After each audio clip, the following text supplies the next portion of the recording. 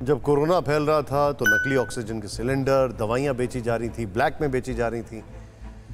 और जब वेव कम हो रही है तो वैक्सीनेशन पर गोरख धंधा। सोचिए आप, कितना बदल गया इंसान। देखा आपने किस तरह वैक्सीन की आड़ में कुछ लोगों ने इस आपदा में भी धोखाधड़ी का अवसर तलाश लिया है।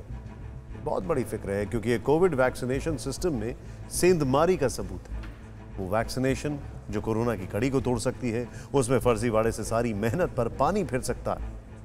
दूसरी लहर के कहर के बाद देश में कोरोना का जो ग्राफ तेजी से नीचे गिर रहा है, वो उसी तेजी के साथ फिर बढ़ सकता है। देश में बीते दिनों से लगातार कोरोना के नए केस का आंकड़ा 1 लाख से नीचे बना हुआ है। 7 जून को डेली न्यू केसेस का आंकड़ा 1 लाख से कम हुआ, तब से आंकड़ा 1 लाख से नीचे है। पूरा देश दुआ कर रहा है कि आंकड़ा इसी तरह हर दिन कम होता जाए, लेकिन इसके लिए हमें और आपको मास्क, सोशल डिस्टेंसिंग को अपनाए रखना है, जिसको कहते हैं कोविड अप्रोप्रिएट बिहेवियर। जल्द से जल्द वैक्सीन लगवानी होगी और उसके बाद मास्क और सोशल डिस्टेंसिंग को भूलना नहीं होगा, क्योंकि जिस डेल्टा वेरिएंट ने दूसरी लहर में देश को दहलाया वो खत्म नहीं हुआ, अभी भी जिंदा है और अब उसका नया रूप डेल्टा प्लस भी आ चुका है। वायरस के नए रूप न सिर्फ हमारे देश बल्कि अमेरिका और ब्रिटेन, दुनिया के कई देशों को फिर से पहले जैसी तबाही के मुहाने पर ले जा सकते हैं।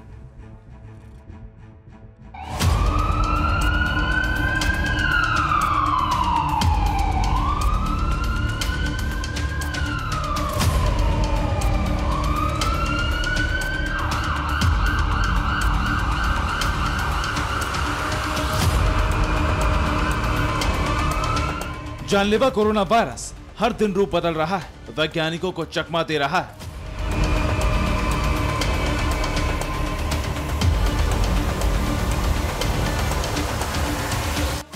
नए नए अवतार में और भी ज्यादा घातक हो रहा है, क्योंकि जो ताजा रिसर्च सामने आई उसके मुताबिक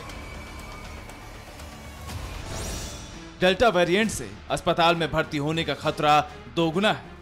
यही वजह है कि भारत में कोरोना की दूसरी लहर ने जो कहर बरपाया, उसके लिए डेल्टा वेरिएंट ही जिम्मेदार ठहराया जा रहा है।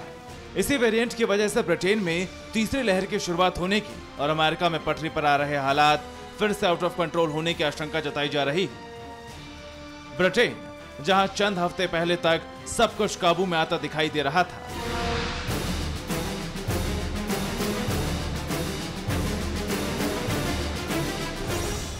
वहां डेल्टा वेरिएंट की मार के चलते संक्रमण का ग्राफ फिर तेजी से चढ़ने लगा है। मई की शुरुआत में जहां 1800 से 1900 केस आ रहे थे, वो मई खत्म होते होते 3500 के पार पहुंच गए और लगातार बढ़ते हुए अब 7500 से भी ज्यादा आ रहे हैं। यही वजह है कि जिस ब्रिटेन में लॉकडाउन हटाने की तैयारी हो रही थी, वहां लॉकडाउन बढ़ा दिया गया है। ब्रिटेन में लॉकडाउन की पाबंदियां 21 जून को खत्म होनी थी, लेकिन डेल्टा वेरिएंट की वजह से लॉकडाउन 19 जुलाई तक बढ़ा दिया गया है और अगला फैसला केस में कमी आने के बाद लिया जाएगा। इसी बीच ये पता चला है कि ब्रिटेन में कोरोना संक्रमण के नए मामलों में 90% में डेल्टा वेरिएंट जिम्मेदार है। डेल्टा वेरिएंट ने न सिर्फ ब्रिटेन बल्कि दुनिया के कई मुल्कों में फिर से हालात बिगाड़ने शुरू कर दिए हैं और कई मुल्कों में हालात बिगड़ने की आशंका प्रबल होती जा रही है। इनमें अमेरिका का नाम सबसे ऊपर है, जहां डेल्टा वेरिएंट के 6% मामले दर्ज हैं। चिंता की सबसे बड़ी बात यह कि वैक्सीन के 2 डोज लगवाने वाले भी इसकी चपेट में। लिहाजा अमेरिका के सेंटर फॉर डिजीज कंट्रोल ने डेल्टा वेरिएंट से बढ़ते संक्रमण पर चिंता जताई है। एक्सपर्ट्स के मुताबिक डेल्टा वेरिएंट फिर से अमेरिका को पहले जैसे गंभीर हालात के मुहाने पर पहुंचा सकता है। ये डेल्टा वेरिएंट अब तक दुनिया के 53 देशों में रिपोर्ट हो चुका है। मतलब वहां कोरोना की नई लहर आने और पहली से ज्यादा कहर बरपने की आशंका बढ़ गई। लेकिन चिंता सिर्फ डेल्टा वेरिएंट की ही नहीं, बल्कि इसमें म्यूटेशन के बाद बना एक नया वेरिएंट भी है, जिसका नाम डेल्टा प्लस रखा गया है। अभी तक कोरोना वायरस का सबसे संक्रामक रूप डेल्टा वेरिएंट माना जा रहा है, लेकिन अब आशंका है कि डेल्टा प्लस उससे भी ज्यादा संक्रामक साबित हो सकता है। वैज्ञानिकों को डेल्टा प्लस से इतना डर क्यों लग रहा है, अब वो भी समझ लीजिए। कोरोना संक्रमण के इलाज के लिए सबसे कारगर दवा मानी जा रही है मोनोक्लोनल एंटीबॉडीज कॉकटेल।